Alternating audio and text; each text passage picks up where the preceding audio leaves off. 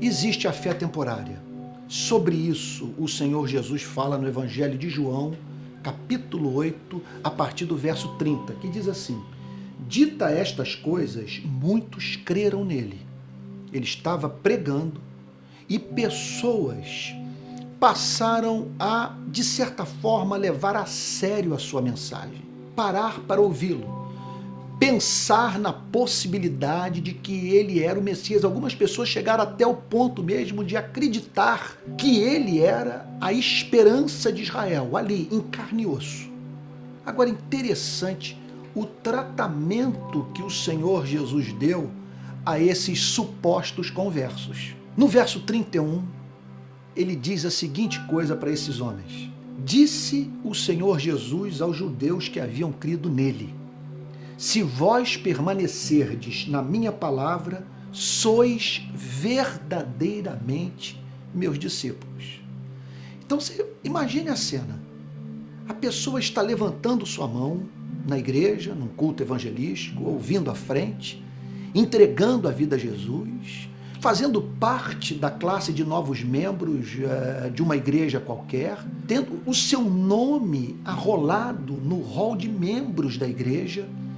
Então você encontra esta pessoa falando efusivamente sobre o Evangelho, encantada com o mundo da igreja, e observe, e Cristo é apresentado se dirigindo a ela dessa forma: se você permanecer em mim, na minha palavra, é verdadeiramente o meu discípulo.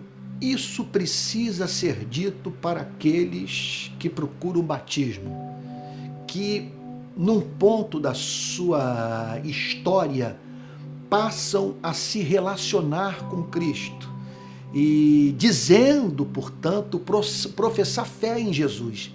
Quem toma uma decisão como essa precisa receber orientação clara, segura, não a ponto de você sobrecarregar aquele que nós poderíamos considerar um novo convertido, esperando que ele viva uma vida que é própria de cristãos maduros. Mas veja só, as condições desse relacionamento com Cristo, o que o Evangelho prescreve para aquele que entrega a vida a Jesus, que faz essa aliança de casamento com Cristo, precisam ficar claras desde o início.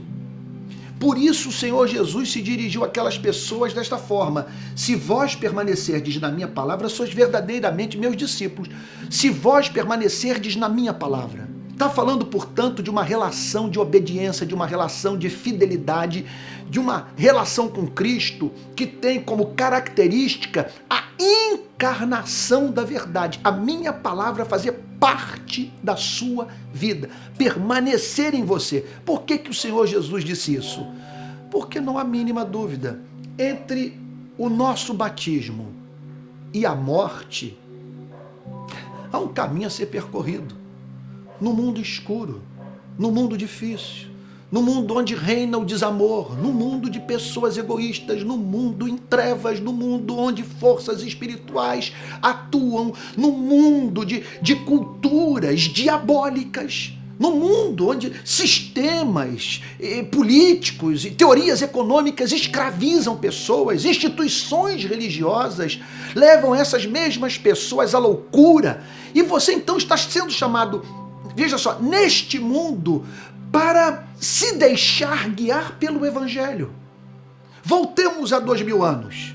O que representava naqueles dias o convite para seguir Jesus? Significava você ir após um líder profundamente controverso, uma pessoa que era objeto do ódio das autoridades religiosas judaicas, bem como do poder público, do poder político. Seguir Jesus podia significar, portanto, você estar ao lado de alguém que ousou chamar a autoridade pública de raposa, de alguém que olhava para o sistema e dizia o seguinte: isso aqui está servindo ao inferno. Pessoas que têm contato com estas instituições religiosas tornam-se 2 vezes piores do que os seus líderes. Significa, então, você entrar no templo com ele e ao lado dele o ver de posse de um azorrague, expulsando os cambistas do santuário. Você imagina então o perigo que envolvia seguir a Jesus Cristo. Você acha que é diferente hoje? Por isso que ele está dizendo assim, minha palavra permanecer em você, o que significa o seguinte, você vai passar por provas. E haverá momentos nos quais você vai precisar de coragem para permanecer na fé. Em que ser casto, ser justo, ser bom, não será fácil. E é importante que nós saibamos que, embora a salvação seja gratuita, ser recebida mediante a fé, segue-se a essa experiência de redenção o discipulado. A decisão de seguir a Cristo. Encarnar sua verdade, ainda que isso seja custoso.